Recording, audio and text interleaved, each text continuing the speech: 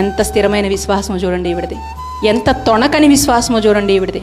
నా ప్రభువు లేస్తాడు, నా ప్రభువు నా కొరకు సజీవుడుగా లేస్తాడు అనే విశ్వాసంతో సమాధి దగ్గరికి కూడా ఈవిడ వెళ్ళిందండి. సమాధుల్లోనికి స్త్రీలు వెళ్ళడానికి ఇష్టపడరు, కానీ ఈవిడలో ఉన్న విశ్వాసం ఈవిడని అక్కడి దాకా నడిపించింది. ఇటువంటి విశ్వాసం మనకుందా?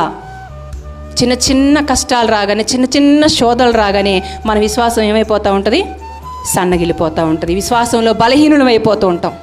కానీ ఎంత పెద్ద శ్రమ వచ్చినా, ఎన్ని గొప్ప ఆటంకాలు వస్తున్నా ఈవిళ్ళలో ఉన్న విశ్వాసాన్ని మాత్రం విడిచిపెట్టలేదు. చూడండి, యేసుక్రీస్తు ప్రభువుని సిలువ వేస్తున్నప్పుడు ఆయన ఎలా ఉన్నాడు? రిక్తునిగా అయిపోయాడంట కదా, సామాన్యుడిగా అయిపోయాడు. ఒకవేళ వీళ్ళు అనుకోవచ్చు, ఈయన దేవుని కుమారుడు అన్నాడు కదా, ఈరోజు ఏంటి సాధారణమైన ఒక మనిషిలాగా ఆ విధంగా కొడుతున్నా ఏం మాట్లాడట్లేదేంటి? మాలాగా మనలాగే ఒక సామాన్యుడిలాగా శిలువ మీద మరణించాడేంటి? అసలు ఈయన దేవుని కుమారుడైనా? ఈయన మనకి నిత్య జీవం ఇవ్వగలడా అని అనుమానాలు రావాలి కదా. ఎందుకంటే ఒక సామాన్యుడిగా కనిపిస్తున్నాడు, దేవుని కుమారుడు కనిపించట్లేదు అక్కడ.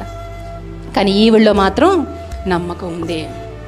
నా ప్రభువు మౌనం అయిపోయింది, నా ప్రభువు ప్రాణం ఇచ్చింది నా కోసమే.